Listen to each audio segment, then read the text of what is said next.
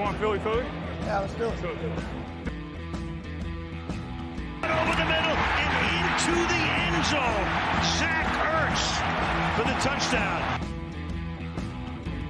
The Philadelphia Eagles are Super Bowl champions. Eagles fans everywhere, this is for you. Et bonjour à tous, bienvenue pour cet épisode 82 du Fly Podcast Fly. Épisode de grève, hein. Donc il est totalement possible que je sois coupé plusieurs fois dans mon élan par mes enfants, vous m'excuserez. Messieurs, nous sommes en play-off. Nous sommes en play-off contre une équipe qu'on connaît bien, les New York Giants, parce que nous avons gagné la Week 18. Bon, on y reviendra éventuellement, mais sur un match qui n'a pas beaucoup d'indications. Mais nos chers amis des Giants ont battu les Vikings en wildcard. Et c'est pour ça que, pour discuter de ce sujet, on a un invité aujourd'hui. C'est Guillaume, alias Plax, du podcast Only a Giants Podcast. Salut Plax. Salut, ça va? Ça va bien et toi? Écoute, tranquillement, pendant ma pause repas du midi, je déborde un peu pour vous faire plaisir. Plax, pionnier, hein, puisque Only a Giants, je crois que c'était le premier ou presque le premier podcast. Je crois que c'était le premier, mais il y a eu des essais avant qui n'ont pas trop tenu, mais depuis… Le premier durable, on va dire. Voilà. Et pour m'accompagner, évidemment, comme toujours, Loïc. Salut Loïc. Salut à vous. Et Grégory. Salut Grégory. Salut Victor, salut les gars, salut Plax, bienvenue. Désolé pour ce qui va se passer ce week-end. Désolé pour ce qui s'est passé pendant la saison. C'est comme ça. C'est la vie que tu as choisi de venir chez nous pour te faire chambrer et j'assume. Donc, on s'est déjà affronté 3 fois cette saison. Donc, on disait la Week 18, on a eu du mal contre les remplaçants des Giants, mais il faut dire qu'on avait décidé d'avoir un plan de jeu qu'on appelle Vanilla, c'est-à-dire très édulcoré pour éviter de donner des indications aux Giants. Et on avait interdit à Giants de courir. On a un match qu'on a gagné 48-22 en milieu de saison. Les Giants ne sont pas forcément les mêmes que ceux qu'on a battus il y a un mois et demi, puisque le momentum est clairement différent, on va y venir. Plax, je vais te laisser commencer. Est-ce que tu veux commencer avec l'attaque des Eagles contre la défense des Giants ou l'attaque des Giants contre la défense des Eagles? Je sais pas, c'est ton podcast, hein. Je laisse faire la loi. Hein. On va commencer par l'attaque des Giants, parce qu'elle m'a intrigué, cette attaque. Ce que je vais te dire, j'avais misé les Giants, qui battaient Vikings, personnellement, mais j'avais misé ça sur la base de il va y avoir quelques pertes de balles de Kirk Cousins, parce qu'on le connaît en prime time, et les Giants vont être plus propres et vont l'emporter. Et finalement, ce qui s'est passé, c'est qu'il n'y a pas eu de perte de balles. Je crois qu'ils ont perdu 0. Hein. Aucune perte de balles des deux équipes. Et en fait, vous avez gagné, on va dire, à la régulière, dans les tranchées, vraiment au combat, en fait. Et dans ce qui est, je pense qu'on peut le dire assez sereinement, la meilleure prestation offensive globale de l'équipe cette saison. C'est-à-dire qu'il y avait de la passe et de la course. C'était globalement votre meilleur match. Ouais, mais même plus de passes que de courses, en fait, finalement. Et la course, ça a été Daniel Jones qui a le plus couru dans notre équipe. Donc ça, c'est quand même assez rigolo. Mais oui, je suis complètement d'accord. Ça a été la prestation la plus complète de la part de notre attaque. Ça fait 2 fois quasi de suite. Non, de suite, du coup. Ah non, parce qu'il y a eu votre match des Eagles, mais qui ne compte pas vraiment, qu'on mettait plus de 30 points, alors qu'on n'avait pas mis de plus de 30 points depuis je ne sais plus combien. Alors vous ne connaissez pas ça, puisque vous avez mis 50 points à tout le monde cette saison, mais nous, c'était cool de mettre plus de 30 points. Et du coup, on a senti cette attaque complètement posée. Daniel Jones se commande, il maîtrise. Enfin, on ne l'a pas du tout senti dépassé par les événements ou quoi. C'est son premier match de play-off de sa carrière, donc il aurait pu être un peu stressé ou quoi. On n'a pas du tout senti ça. Et surtout, ce jeu de passe qui arrive à se développer un peu avec des receveurs. Moi, ça m'a fait rigoler l'autre fois de revoir la liste des receveurs qu'on avait en début de saison et les mecs sur qui on comptait. C'est plus du tout ça. Il y a quasi plus aucun joueur qu'on avait au début, entre les blessés, ceux qui sont partis, etc., et ceux qui jouent plus du tout. Et on a enfin réussi à trouver de la stabilité sur ce jeu de passe. Et donc, ça arrive au meilleur moment pour nous. Et beaucoup de commentateurs l'avaient senti qu'on pouvait battre ces Vikings parce que l'équipe était vraiment en train de monter en puissance avec, je rappelle aussi, nouveau head coach, donc nouveau plan de jeu. Et c'est depuis le début de sa carrière, Daniel Jones, son problème aussi. Donc là, voilà, enfin, on a quelque chose qui se met en place et qui tient la route. Oui, c'est vrai que vous avez un peu des receveurs de fortune Je dis ça sans être pour le coup désobligeant, parce que Non, mais c'est la réalité. Isaiah Hodgins, que j'adorais d'ailleurs à Oregon State, hein, mais c'est le genre de joueur, avant le début de la saison, tu te dis, est-ce qu'il va faire le roster? Là, il se retrouve à être le numéro 1, il fait plus de 100 yards et un touchdown, quelque chose comme ça. Donc, c'est une grande tour, hein, Hodgins, c'est plutôt un joueur... C'est même pas ça. Je crois qu'il a été récupéré par les Giants en octobre ou en novembre. Oui, après parce qu'il a que été coupé, je sais plus où. En plein milieu de saison, ouais. Ouais, il Ouais, était dans le ça fait practice squad des Bills, je crois.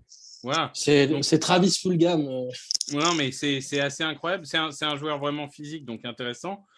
Si on rentre un peu dans les match-ups, moi, une faiblesse que j'ai identifiée quand même s'il n'a pas fait un trop mauvais match contre les Vikings, c'est le côté droit de la ligne offensive.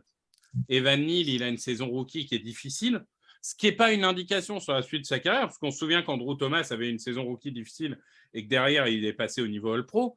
Mais à aujourd'hui, ça reste quand même un peu difficile pour lui. Loïc, première question pour toi. Est-ce que la clé tout simple pour arrêter cette attaque, c'est pas de mettre une pression de dingue avec notre front seven qui, on le rappelle, a réussi 70 sacs, première marque de la saison, le deuxième, les Chiefs sont à 55. Non, mais en plus, c'est même pas contre Neal, ça pourrait être n'importe qui à droite. Reddick, il est en feu. Reddick, depuis 6 semaines, 2 mois, le mec, il fait des sacs partout, en plus, en général, sur 3e tentative. Il force des fumbles, des plaquages pour perdre dans le jeu de course aussi. Et puis de l'autre côté, on l'a vu lors du premier match, Sweat a réussi à battre Andrew Thomas 2-3 fois, ce qui était un peu surprenant. Moi, je serais pas étonné que Sweat passe de l'autre côté, parce que Neal, il a du mal contre ses petits rapides. Donc, je serais pas étonné qu'on mette Sweat contre Neal et qu'on laisse Graham, entre guillemets, faire la bataille des muscles contre Andrew Thomas, tu vois, par exemple. Non, mais là, après, a priori, on va avoir à peu près tout le monde. Donc, il y a même Robert Quinn qui avait joué le match contre les Giants, qui avait montré 2-3 trucs intéressants par rapport à ce qu'il avait montré depuis qu'il était arrivé. Donc, on sait très bien que le pass rush, si c'est comme le premier match de la saison, ça va être compliqué pour les Giants. De toute façon, la formule pour les Eagles, elle est facile, entre guillemets, c'est mettre des points en attaque pour qu'en défense, pour que la défense des Eagles, en fait, n'ait qu'à faire du pass rush. Et s'ils ont que ça à faire, vu le talent et surtout la depth, tu peux faire un massacre. Je suis assez d'accord avec ça. Autre point de la défense, Grégory, on parlait des receveurs un peu limités du côté des Giants, même si voilà, il y a des joueurs prometteurs hein, comme Bellinger en tight end par exemple. Mais on est d'accord que quand on voit qu'en face, il y a Darius C, il y a James Bradbury, il y a CJ Gardner-Johnson qui devrait jouer dans le slot en l'absence d'Avante Maddox, là encore, c'est un match-up qu'on doit dominer de la tête et des épaules. Ah, mais je vais être encore plus clair. Il n'y aura aucune excuse si ça ne le fait pas. Alors, je sais bien que la NFL, chaque match, inch by inch, tout ce que vous voulez, ça, c'est une réalité et on l'a vraiment vu cette année. J'avais aussi annoncé la victoire des Giants. Je ne dis pas ça pour dire moi mais parce que c'est vrai. la saison des Vikings. La saison des Vikings était en trompe-l'œil. Ils gagnent tellement de matchs à l'arrache. Ils font même un record de comeback. Et les Giants, nous, on les a vus jouer. Je ne dis pas parce qu'il est là, plaque, je veux dire du bien des Giants, vous imaginez. Mais c'est juste qu'on les a vus jouer. On a vu beaucoup la NFCS. Moi, j'en parlais avec les potes de l'équipe qui ont très peu vu finalement la NFC parce que Peter est très AFC avec Kansas City. Voilà. La réalité, c'est que c'était hyper cohérent. C'était vraiment la meilleure division. Donc, c'est normal qu'ils y soient. Maintenant, puisqu'on parle de normalité, la normalité, c'est que maintenant, on les terrasse. Mais vraiment. C'est-à-dire que si on s'amuse à prendre le roster, et en particulier la zone que tu viens d'évoquer, si on fait wide receiver contre cornerback, quand on voit les sélections au Pro Bowl, quand on voit les stats de la saison, quand on voit les noms affichés, c'est même pas du 50-50, c'est pas du 60-40, c'est pas du 70-30, c'est du 80-20. Voilà, ça ne veut pas dire qu'on va gagner 70-3, hein, c'est pas ce que je suis en train de dire. Guillaume le sait, je ne provoque pas gratos. Je dis juste que si on prend les CV et les saisons et la saison écoulée, ça doit être là-dessus. Il y a d'autres endroits où ils peuvent être nos égaux, il y a d'autres endroits où ils peuvent nous être supérieurs. Et une fois de plus, comme ils sont superbement coachés, tout est possible puisque c'est un jeu de coaching. Moi, je veux bien les joueurs, évidemment, les joueurs créent et font, mais c'est aussi un jeu de coaching. Donc, sur ces postes-là, ça doit être là où on doit appuyer. Et si par malheur pour nous, ils arrivent à nous faire un petit peu mal, et ben alors faudra aller encore plus mettre de pression. Ouais, moi bon, après, sur le côté que les Eagles soient supérieurs sur le papier, je pense qu'on est tous d'accord, hein. Après, la réalité du terrain n'est pas toujours celle du papier, justement. Moi, je pense que. Non, mais c'est pour ça que je dis Non, mais aucune évidemment, excuse. Évidemment. Voilà. Mais le dernier point qu'on n'a pas évoqué, c'est les linebackers. Et pour moi, c'est important parce que c'est pour ça que je prends ce domaine-là. Parce que, très sincèrement, pour moi, les deux menaces principales de cette attaque, c'est Saquon Barkley et c'est Daniel Jones, ce coureur. Donc, à partir de ce moment-là, pour moi, le plan de jeu, il est assez simple. C'est blinder la boîte et partir du principe que nos defensive backs, en 1 contre 1, ils gagnent le duel. Après, mais on a pris des mecs, on a déjà des gars qui étaient là et on en a recruté d'autres. Normalement, on est prêt pour ça. Non, mais on bien est sûr, prêt mais pour après, ces adversaires-là. On se prendra peut-être 1 ou 2 bombinettes parce qu'il y en Bien a un sûr. qui a perdu un 1 contre 1, qui a machin, qui a truc. Ok, non, mais évidemment. Ça fait partie du jeu.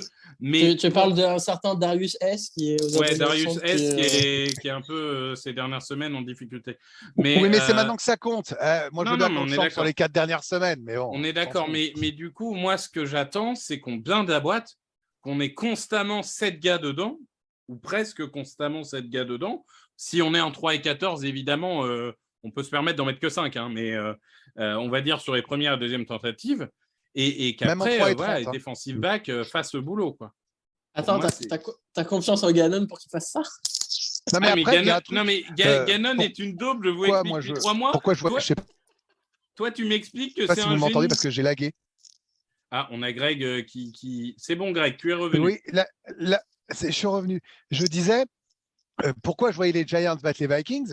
Parce qu'il s'est passé exactement ce qu'on imaginait. Et c'est pour ça que je dis que les Giants peuvent faire des choses passionnantes. C'est-à-dire que Hurts les avait ouverts et Daniel Jones les a ouverts. Et ils ont mis plus d'une mi-temps et demi pour s'adapter. Donc, les Giants, c'est une équipe intelligente. Bien coachée avec des joueurs, je pense, intelligents. Donc, oui. Ils sont capables de trouver des failles. Et ils vont en trouver. Mais je ne suis pas sûr qu'on soit aussi faible que les Vikings. Non, mais ça, les Vikings, contre les quarterback coureurs, ils ont prouvé toute la saison qu'ils ne savent pas faire. Hein. Ça, c'est clair. On verra normalement le spy sur Daniel Jones, ça sera Kyzir White, puisqu'on n'a toujours pas testé Nakobe Dean, puisque Gannon est une daube. Hein, et Loïc qui commence à retourner sa veste, alors que ça fait 4 mois qu'il nous explique que c'est un coach Famer. Mais c'est pas grave. mais n'importe quoi. Non, mais très bien. Non, mais puisque tu parles de Kyzir White, pour moi, c'est le joueur, c'est le match-up que les Giants ils doivent viser en fait. Ah bah bien tout sûr. le match. Mais évidemment. Parce qu'on le voit, White, c'est le match-up à viser. Il y a 2 joueurs qui sont pas bien en ce moment dans la défense des Eagles, c'est White et c'est Slay. Ouais. Donc je suis pas sûr qu'après ils aillent viser Slay à tout va avec Hodgins ou je sais même pas qui est le troisième parce que t'as Slayton, Hodgins et je sais même plus qui est le troisième receveur. C'est Richie James. Richie James, oui. Serial dropper aussi, Richie James. Hein, Ouais, qui a été quand même un peu correct sur les derniers matchs, mais oui, on a des serial droppers, effectivement, c'est assez problématique. Mais bon. C'est Slayton qui fait le drop qui a failli vous coûter le match, là. Enfin, en tout cas, coûter d'avance en fin de match. C'est Slayton, oui, tout à fait. Il aurait beau être 2h du mat, j'ai quand même gueulé dans mon salon parce que ça m'a rendu fou de dropper un ballon comme ça. Ah ouais, normal, le match était plié. Non, mais c'est l'erreur habituelle du receveur qui se projette à courir avant même d'avoir le ballon dans les mains. Bien sûr. Non, mais du coup, je pense que les Giants, ils vont essayer de faire des petites passes comme ils ont fait contre les Vikings à Barkley sur les côtés, des passes rapides comme ça. Le pass rush, il peut rien faire.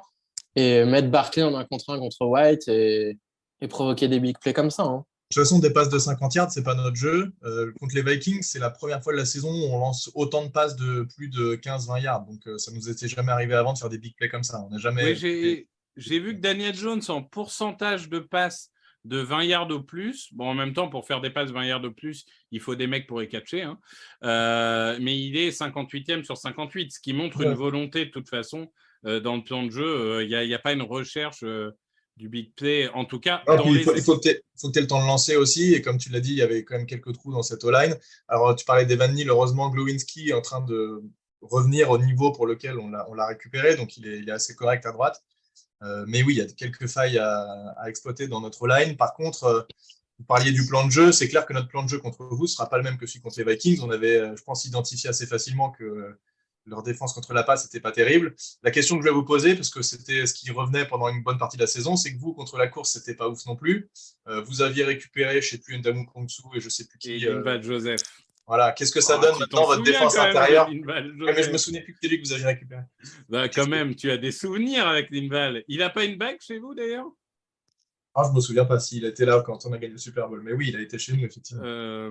En tout cas, non, c'était peut-être quand même un peu trop. C'est il y a 11 ans quand même, il devait peut-être pas. Mais en tout cas, c'est possible qu'on joue beaucoup plus de courses que ce qu'on a joué, en tout cas que Barkley court plus que ce qu'on a fait contre les Vikings. Et je pense que ça sera le cas. Non, mais c'est sûr. Après, pour te répondre, ça va quand même beaucoup mieux depuis l'arrivée de Joseph et Sue, au détriment de Jordan Davis qui joue toujours beaucoup moins, mais on joue beaucoup de front five avec vraiment Linval Joseph en obstacle.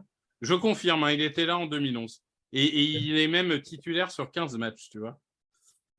Comme quoi, il a bien une bague avec vous. Mais voilà, donc c'est vrai que ça va mieux. Ça reste évidemment une faille à exploiter. Notamment, on n'a pas toujours été à l'aise sur des quarterbacks coureurs. On l'a vu face à Justin Fields notamment. Bon, qui est un bon coureur, hein, ça, on ne va pas lui enlever. Mais il fait que ça, d'ailleurs. C'est le seul truc qu'il sait. Ah, t'es un peu dur, mais... Non, mais le nombre de matchs qu'il a fait à 50 yards, je les ai checké un peu ses stats, c'est quand même... Ok, il n'a peut-être pas de receveur, mais c'est quand même dur. Bref. Ouais, il n'a pas de receveur et il n'a pas de ligne offensive qui sait gérer un stunt, tu vois, le truc de base. Nous, on a fait que ça contre eux, ça faisait ça qu'à chaque fois. Non, mais c'est clair, c'est clair. Non, mais après, la défense contre la course, ça s'est grandement amélioré. Mais après, du coup, oui. comme le dit Victor, On si a tu été fais... bon. Bah, on a stoppé Derrick Henry, on a stoppé Barkley au premier match, on a stoppé le duo de running back des Cowboys à Noël. Mais après, le problème, c'est que du coup, si tu mets 5 linemen, ça fait que tu mets plus de ressources pour stopper la course, donc tu te mets un peu plus en difficulté pour stopper la passe. Oui, mais encore Après, une fois, on doit gagner nos 1 contre 1. Capable d'exploiter ça, je ne sais pas.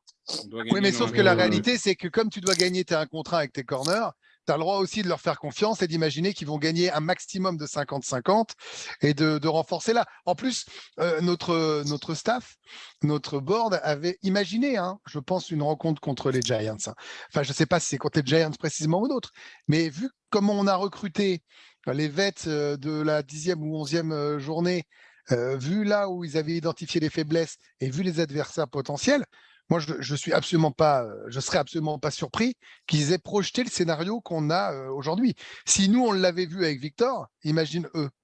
Non, mais c'est sûr. Mais de toute façon, on savait on savait que si on affrontait des quarterbacks coureurs, et je veux dire, Daniel Jones, oui, mais même si on se projette à l'époque où vraiment c'était à 8-0, ça rêvait Super Bowl, quand il faut affronter des Josh Allen, des compagnies, bon voilà, il faut avoir des réponses, donc on l'a construit là-dessus.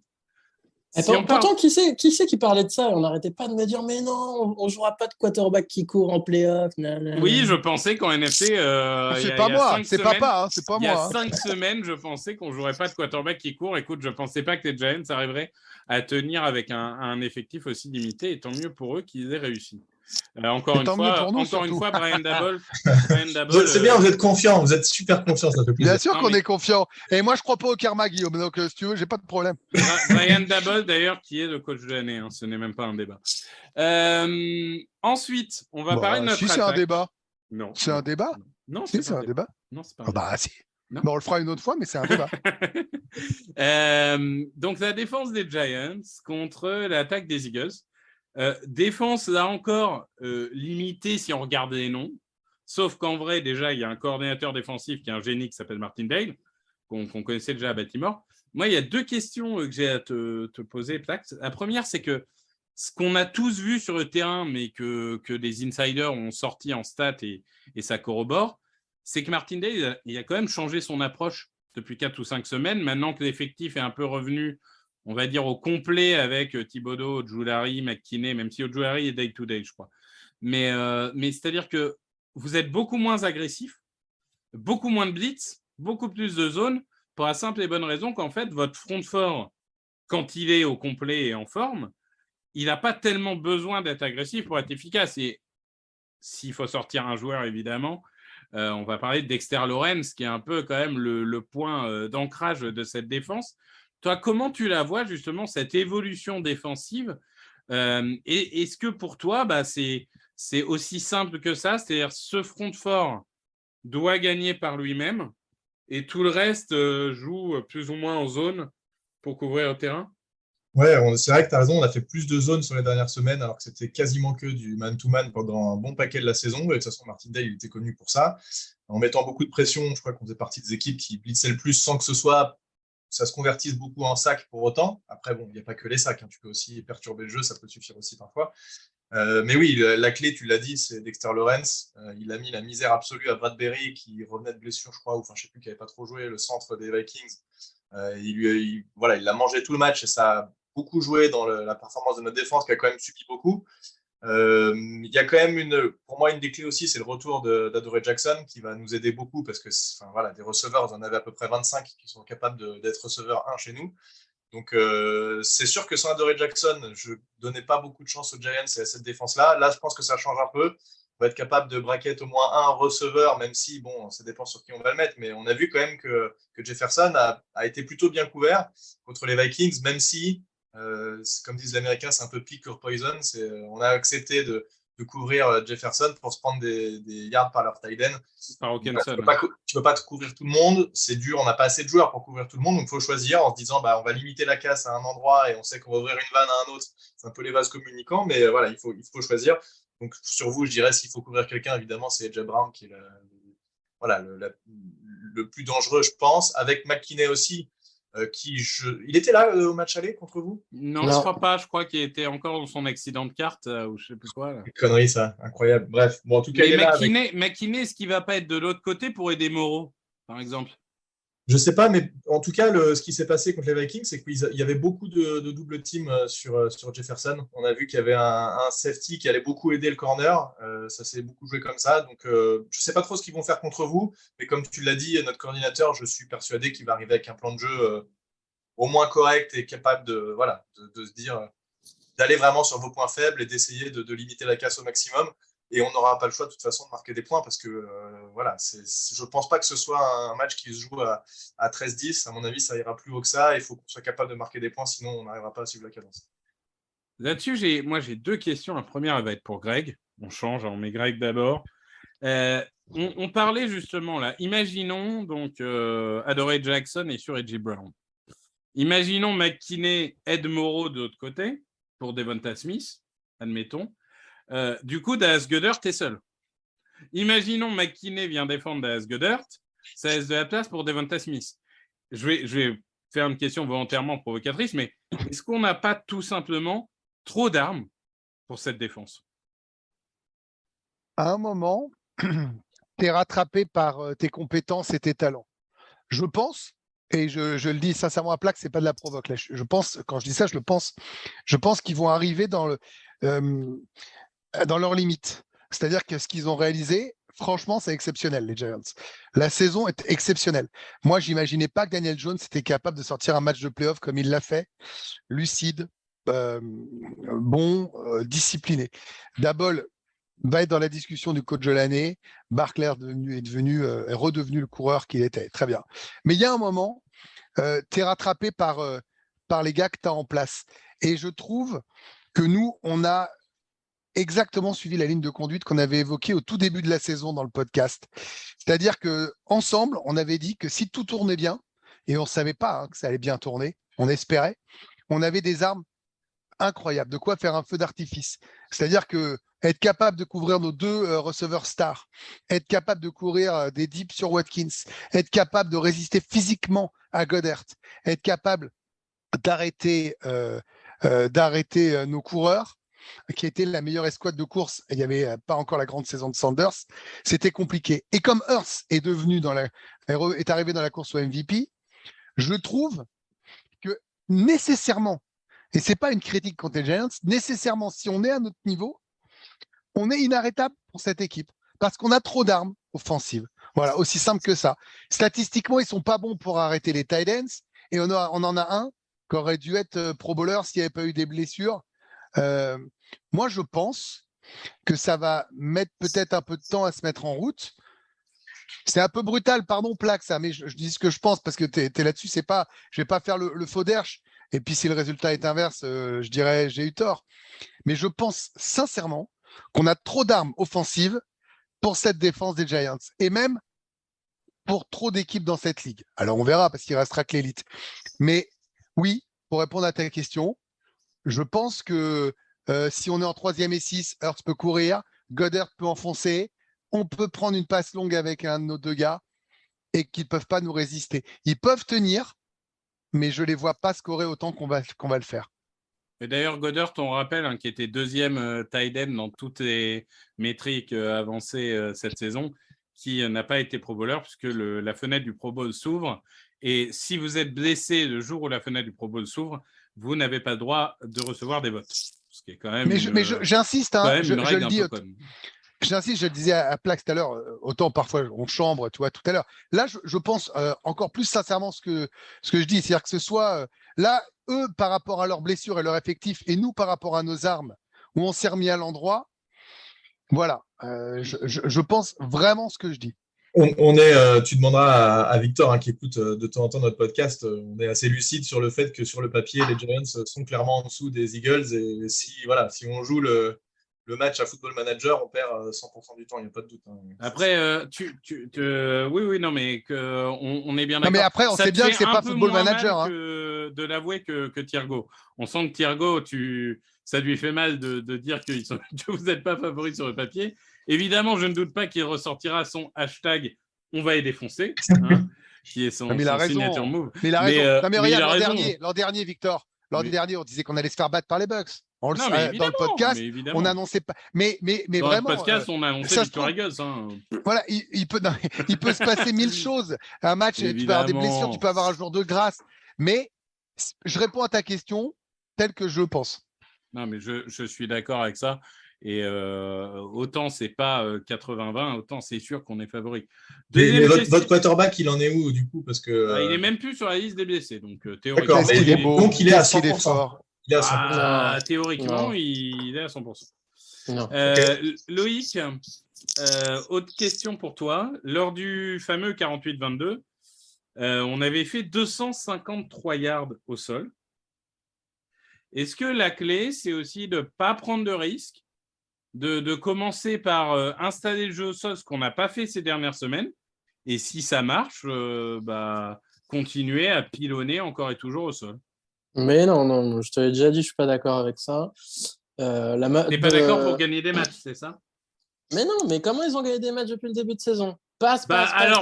Comment ils ont gagné des matchs face aux Giants 48-22 avec 253 yards au sol et 184 yards à la passe? La majorité des matchs, c'est passe pour marquer le plus de points tout de suite en première mi-temps.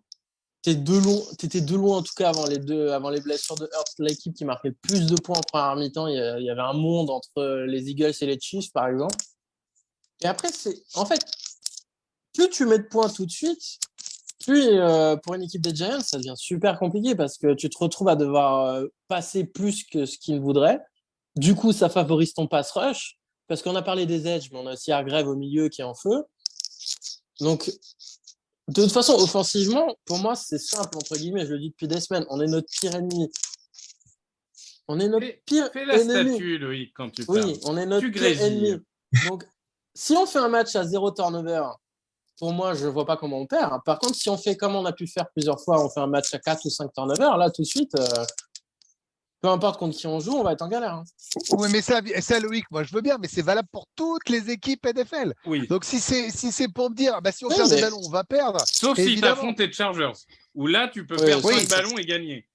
Mais je dis pas ça en provoque, mais il y a un moment, j'espère quand même que ces erreurs, ces pertes de balles en fin de saison, alors qu'on avait été extraordinaire dans ce domaine-là pendant les 3 quarts de la saison, ont été prises en compte, martelées, concentration excessive, concentration de play-off, et que donc ça sera gommé. Il n'y a pas de raison d'imaginer qu'on va rester là-dessus. Tu vois ce que je veux dire? Pour moi, il y a un move très simple à faire, c'est tu bench Miles Sanders et tu mets Boston Scott. Oh, ouais, c'est son match.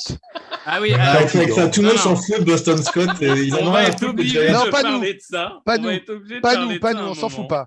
Parce que quand même, là où Boston Scott, il a quand même un immeuble dans la tête des journalistes des Giants, c'est que Martindale, il a quand même été interrogé sur Boston Scott. Mais Martindale, il s'en tape complètement. Hein, oui, non, mais lui, il s'en tape peut-être, mais c'est la deuxième question de la conférence de presse par le journaliste du New York Times sur Boston Scott. Alors, je veux bien qu'ils veulent faire un peu de narrative, ça fait des oui. mais la réalité est que Boston Scott, il y a deux Boston Scott. Il y a le Boston Scott quand il ne joue pas les Giants, qui est à peine un running back numéro 2, numéro 3 dans la ligue. Et tu as le Boston Scott quand il joue les Giants, qui est tous les ans, à chaque match, incroyable. Il a marqué plus de 60% de ses touchdowns en carrière contre les Giants, quoi. C'est phénoménal. Il est, je sais pas, il y a zéro logique en fait. Parce non, que mais sa fiancée a été shippée par un fan des Giants ou je sais pas. Non, mais les gars, calmez-vous sur le deuxième match. Il met un TD, ok, mais il fait quoi 50 yards. Mais il met un TD. Oui, mais 50 yards, tu te rends pas compte 50 yards, il fait ça 2 fois par saison. Non, d'habitude, je me rends pas compte, effectivement. Mais... non, mais d'habitude, il fait 12 yards dans un match. Les seuls moments où il fait 50, c'est contre vous. Plus des retours. Normalement, non, il n'en fait pas. Je sais. Oui, il n'a pas fait un retour de la saison, sauf contre vous. Non, mais c'est incroyable. Je ne sais pas ce qu'il a, mais non, il a une haine des Giants. Je ne sais pas. Et il a peut-être été, peut-être qu'il est né à Dallas ou à Washington, hein, je ne sais pas. On l'avait regardé. oui, non, je crois qu'il est né en Géorgie. Non, il est né à Bâton Rouge. Non, Louisiane. Il est né à Bâton Rouge. Oui, dans Louisiane. Normalement, pas de problème avec les Giants, mais je ne sais pas. Non, mais voilà, moi ça m'amusait. Sur Twitter, j'en ai fait 2-3 trucs en mode on a Boston Scott, donc ouais, c'est fini à partir de ce moment-là. Voilà. Mais symboliquement, connaissant Sirianni, moi je suis prêt à parier 10 € que la première course du match, c'est Boston Scott. J'en suis persuadé. Mais c'est la première course au milieu du deuxième quart-temps, non? On est d'accord. Ouais, au milieu du deuxième quart-temps, évidemment.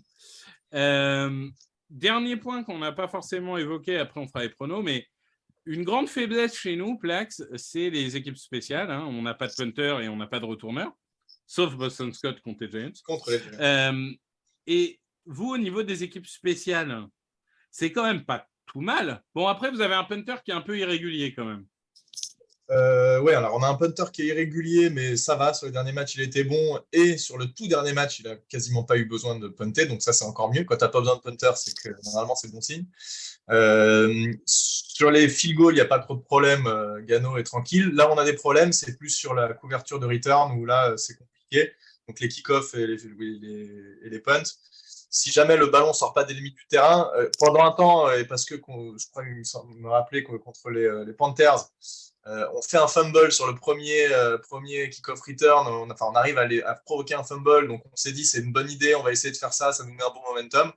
En fait, on s'est pris quelques gros retours et maintenant, c'est fini. Et on l'a vu contre les Vikings. Il n'a pas du tout réfléchi. À chaque fois, il a envoyé la balle au fond du terrain pour éviter les retours. Donc, c'est vraiment notre faiblesse là-dessus. Donc, normalement, on fait le maximum pour éviter ça. Et sur les punts, comme j'ai dit, il est suffisamment bon, Gillan, en ce moment, pour mettre des punts suffisamment hauts. Et quand il décide d'y aller, alors, il te met vraiment des mitards qui vont au-dessus du fameux écran géant des Cowboys. Là. Enfin, quand il rate pas le ballon, quoi. Quand il touche le ballon, ouais. Si jamais il touche le ballon, généralement, ça part bien. Et donc, voilà, donc ça laisse pas de place au retour. Mais voilà, si jamais, on peut être exposé là-dessus. Donc, c'est vrai que nous non plus, on n'est pas incroyable là-dessus. Et c'est souvent la critique qu'on fait à chaque podcast, c'est que sur ces histoires-là, on n'est pas irréprochable. Et ça ne serait pas la première fois qu'on voit sur les playoffs, en tout cas dans l'histoire, des équipes spéciales qui ont une grosse influence sur un match. Surtout un Eagles Giants, des retours surtout de un Eagles Giants, Miracle of the Middle number 2, par exemple. Il y a aussi Brian Westbrook aussi une année. Oui, le retour de Brian Westbrook, tu as raison. T'as bien fait de venir, tu prends 20 ans dans la tronche là. Non, mais je les déteste ces trucs-là, je ne veux jamais les revoir. Tous les ans, elles ressortent ces vidéos-là, donc je les regarde jamais parce qu'elles m'insupportent. Je dois avouer que le retour de Brian Westbrook, ça ne m'avait pas marqué comme étant miraculeux, mais Miracle number 2, ouais, c'est. Je crois que quand même, cette équipe est quand même disciplinée et ce genre d'erreur, il y en a pas eu beaucoup. Par rapport à l'an dernier, on faisait un paquet d'erreurs, tu vois, des trucs tout bêtes, mais notre attaque met trop de temps à se mettre en place. On a joueurs sur le terrain ou ce genre de bêtises.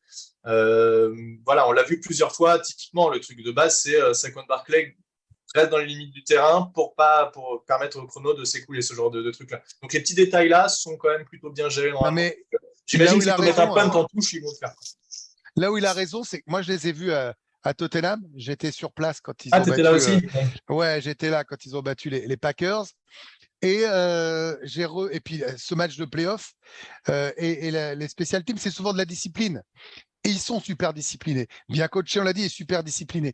Et au moment où on croit que le momentum peut basculer, au moment où on croit qu'un match peut perdre, ils gagnent ces matchs-là, les Giants. C'est pour ça que j'aimerais bien qu'on prenne un peu d'avance et qu'on soit sérieux sur les special teams, qu'on est là-dessus ou d'autres. Parce que j'avoue que s'il y a deux choses sur lesquelles ils m'ont impressionné, c'est le coaching. Je ne reviens pas dessus, on en a beaucoup parlé. Et sincèrement, la discipline de ne pas lâcher quand un match peut tourner. Et je trouve que sur ces deux exemples-là, moi, je les ai vraiment, là, j'étais sous leurs yeux, j'ai vu l'entraînement, j'étais sur la pelouse, je voyais. Il y a un truc, cette année, ils sont sérieux, et sérieux en NFL, ça te permet d'aller loin. Non, c'est sûr, c'est sûr. D'ailleurs, la légende raconte que tu as insulté Daniel Jones sur la pelouse, et c'est depuis, il est surmotivé. Hein. Et Non, il aurait dit après la victoire face aux Vikings, personne. Ici, Je n'insulte personne à part hein. Non, je n'insulte personne à part les Cowboys. Mais franchement, il m'avait fait très, très belle impression ce jour-là contre les Packers. Et c'était assez injuste parce qu'on avait tous dit que les Packers étaient nuls et qu'ils n'arriveraient jamais à faire une saison positive. Ils sont à 2 doigts de se qualifier, alors qu'en fait, c'est les Giants qui avaient gagné ce match-là. Je vais te dire, j'ai écouté juste après, parce que j'adore écouter les podcasts des équipes qu'on a battues. C'est mon petit plaisir, mon petit péché mignon. D'ailleurs, j'écoute votre podcast à chaque fois que vous perdez, sachez-le. Et j'ai écouté le podcast. Attends, t'as pas beaucoup cette année, je vous ai pas beaucoup écouté, c'est vrai. J'ai écouté le podcast des Packers et ils disaient exactement ce que tu viens de dire. Ils disaient oui, ce match, c'est nous qui l'avons perdu, ils sont nuls. Daniel Jones, tout le monde sait qu'il est nul, machin. Bon, il y a quand même un changement de. On voit un peu Daniel Jones différemment maintenant par rapport au début de saison. Ouais, mais c'était une erreur d'analyse. Mais c'est bravo à vous, ça faut vous l'accorder. Je suis encore Victor, il n'est toujours pas convaincu sur Daniel Jones. Sur Daniel. Il croit toujours qu'il n'a pas le niveau pour être backup. Ah non, j'avais été trop sévère, ça c'est clair. Après, je demanderai confirmation. Après, il s'enflamme un peu, hein, Guillaume. Nous, s'ils peuvent le prolonger, on veut bien, hein, quand même. Ouais, 45 millions par an, s'il te plaît. Hein. Non, mais t'inquiète, moi aussi, je suis pour une prolongation. Hein. Très sincèrement, en ce moment, entre Daniel Jones, vu ce qu'il nous fait là, ou prendre un QB rookie, où tu n'as aucune idée de ce qu'il va faire, type Jets, où tous les ans, ils se plantent et ils prennent un QB différent, et ça fait 10 ans qu'ils sont dans la smoule, je préfère largement qu'on le renouvelle. Et d'ailleurs, petit aparté de 1 minute, hein, mais puisqu'on parle des matchs internationaux, là, comme vous aviez vu, les Giants, on a une petite incertitude sur les matchs internationaux, en tout cas, ce qui a été annoncé là, et c'est en direct hein, quasiment, ils ont annoncé 2 matchs en Allemagne. Et ils ont quand même annoncé 3 équipes à domicile à Londres. Donc, il semblerait qu'il y ait 5 matchs en Europe cette année. Enfin, l'année prochaine. Oui, non, cette année, du coup. En tout cas, il y a Mahomes en Allemagne. Et il y a Mahomes et les Patriots en Allemagne. Et sur notre schedule, je crois qu'on se déplace chez Kansas City et chez les Patriots. Donc, c'est à suivre. Parce que ça fait un moment, ça fait depuis 2018 qu'on n'est pas venu. Mine de rien, non, mais 8 équipes par saison, voilà. Ça va aller de plus en plus vite. Hein. Il y a de plus en plus de matchs, donc le turnover va être de plus en plus vite. Il n'est pas impossible qu'on aille en Allemagne. Du coup, j'y retournerai avec plaisir parce que ça a été vraiment une expérience. Je pense qu'en termes de NFL, ça a été ma meilleure expérience stade de Buccaneers Seahawks de l'année dernière. Franchement, là, je reviens sur le stade de Tottenham. Incroyable. C'est un délire. Hein. Incroyable. Oui, mais les Anglais ne savent pas mettre ambiance par rapport aux Allemands. Les Allemands, c'est supérieur aux Anglais, c'est tout. Je parle professionnellement. Ils ont même la brasserie Beavertown à l'intérieur du stade. Non, le stade est incroyable, mais bon, moi, je préfère l'ambiance à l'allemande. Bon, messieurs, c'est l'heure des pronos, hein, parce qu'on a tous une vie, un boulot et des enfants. D'ailleurs, je n'entends pas la mienne, ce qui m'inquiète absolument, parce que je me dis qu'elle est trop calme pour être honnête. Alors, se dépêcher. Au niveau des pronos, du coup, honneur à Plax. Est-ce que par principe, tu mets une victoire des Giants ? Non, il faut donner un score ou juste qui va gagner ? Un score. Non, en termes de pourcentage, parce que ça a été évoqué tout à l'heure, Greg l'a dit, moi je pense qu'on est plus dans du un tiers, deux tiers, je dirais. Parce qu'on est dans les playoffs, parce que voilà. Si je dois donner un score, je dirais allez, 31-21 pour les Eagles, quelque chose comme ça. 31-21. Loïc.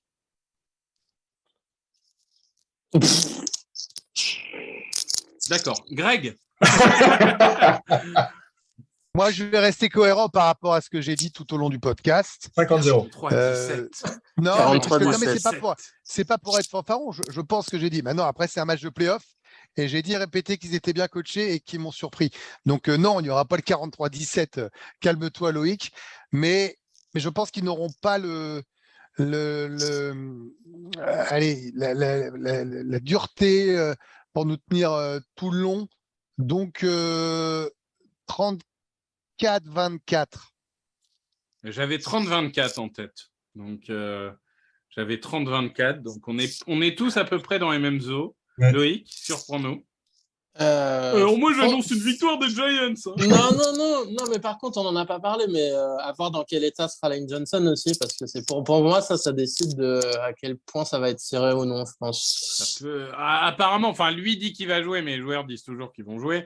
Il est limité, mais ça prend un Il a juste un adducteur déchiré. Non, mais apparemment, il y a eu un problème de diagnostic et c'est pas du core muscle finalement. Donc, bon. Non, c'est Ouais, l'adducteur ouais. qui est. Oui, mais du coup, Oui, mais bon, ça va. Il Il joue paraît pas que depuis c'est un mois. moins grave de jouer sous ça que sous core muscle injury. Non, moi, je vais dire 27-24 pour les Eagles.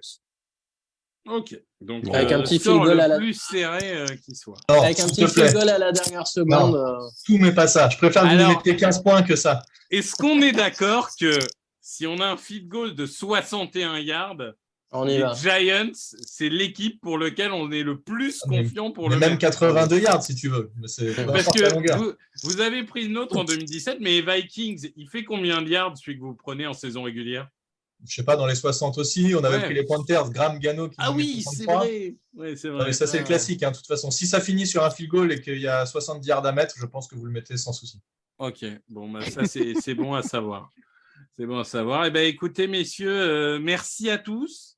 On rappelle, parce que je ne l'ai pas forcément dit, puisque je suis un mauvais hôte, que c'est dans la nuit de samedi à dimanche, ne vous faites pas avoir, à 2h15 du matin, vous pourrez avoir en apéro Chiefs contre Jaguars. Et le dimanche, il y a les deux matchs les plus serrés sur le papier, hein, puisqu'on a le Bengals Bills à 21h et on a à minuit 30 le Cowboys Niners. Grégory, il y a quoi sur l'équipe? Rappelle-nous. Eh ben, écoute, il y a tout. Puisqu'on avait fait la semaine dernière le match de 22h30, le Niners Seahawks. Et là, pour la première fois en clair dans l'histoire de la télévision française, vraiment, on n'aura jamais eu autant. Ah bah On voilà. ne saura pas. Ah non, on ne saura pas. On ne saura pas, c'est dommage. Mais moi, j'ai Bah, une question jamais pour eu Black. autant. pour On a finir. 6 matchs de playoff en clair. Ah, bon. Ah bah ça y est, on t'a retrouvé. Ouais. T'avais Ah, perdu. je disais, pardon, ouais, mais j'ai un problème avec ma connexion alors que je suis à la maison, ça me rend fou. Donc je disais, pardon, dans l'histoire de la télé, c'est la première fois qu'on a autant de matchs en clair. 6, un la semaine dernière, 2 dimanche prochain et le Super Bowl. Moi, je fais mon entrée dimanche, 21h05 sur la chaîne, on prend l'antenne un peu avant, Bengals Bills. Et derrière, minuit 30, le deuxième match en clair, commenté également. Ce match entre San Francisco et les Dallas. Cowboys. Et puis après, on se retrouvera pour les finales de conf, pareil, et le Super Bowl. Donc pas les matchs du samedi, les matchs du dimanche, hein, on est bien d'accord. Ouais, on a 2 matchs dimanche. Et franchement, les affiches de dimanche sont super. Et ça m'évitera de vivre les Eagles en direct à l'antenne. Et Ouais. donc d'être d'une fragilité absolue. Je veux pas faire une Peter Anderson qui s'est tapé la malédiction des Chiefs depuis qu'il commande pour nous. Donc voilà, parce que le pauvre l'année dernière, c'était souffrance, quoi. Et du coup, on peut le dire pour être honnête intellectuellement, si vous voulez voir le match du samedi, il y a évidemment le Game Pass, mais il y a aussi Bein, le bien sûr. Sport de Bien Benjamin sûr, ils sont là, Bernard. Bein. Non, mais Bien Benjamin Bernard, sûr. c'est le bro, hein, puisqu'il est déjà venu ici. Donc Non, voilà, non, mais attends. n'hésitez pas. Tant que c'est pour la NFL, il y a une concurrence saine. C'est comme bah. le Game Pass, Bein et nous, c'est de la complémentarité. On est Et d'accord. hein. chacun y trouve son On n'est compte. pas assez Voilà. gros pour être concurrentiel, hein, ça c'est clair. Ça, on est tous bien d'accord. Non, mais c'est des choses différentes. Voilà, c'est très bien comme ça. Eh ben, merci à tous. Merci, Plax. De rien, merci de m'avoir invité. On te souhaite bon chance pour trouver des créneaux pour les prochains playoffs, parce que j'ai cru comprendre que Thiergo est parti en Australie, ce qui va rendre très simple l'enregistrement des podcasts. On va y arriver.